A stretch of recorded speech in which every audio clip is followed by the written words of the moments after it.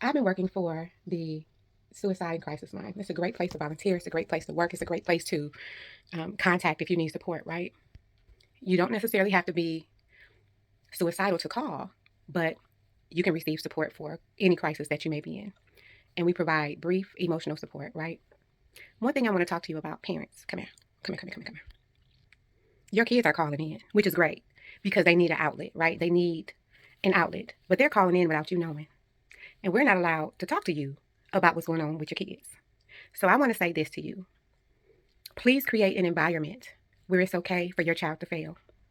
There are children as young as 11 calling this line because they're afraid to tell their parents that they got a C on their report card. The bars that we put up for our children can sometimes be a bit much. The pressure can be a lot. I had a conversation with somebody and they were afraid to tell their parents that they may lose a scholarship and they can't afford to go to school without this scholarship. That young person was ready to end their life before disappointing their parent. It's not always the parents. Sometimes the children just feel a sense of responsibility, a moral obligation to fulfill these expectations that parents have for their kids, right?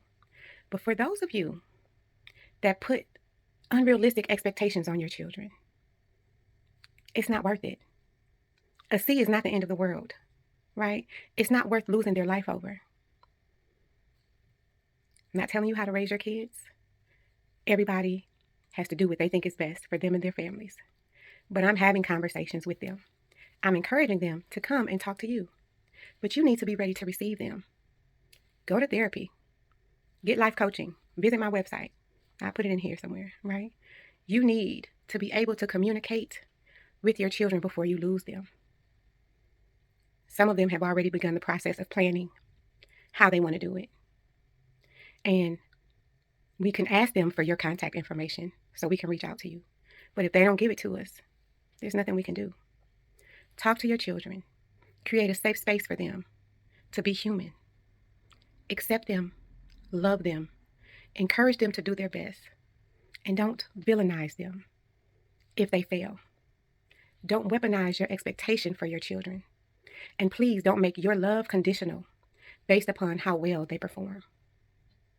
Love is not performative, but for our children, there will always be a soft space for them. That's my 2 cents. Take it or leave it, it's free.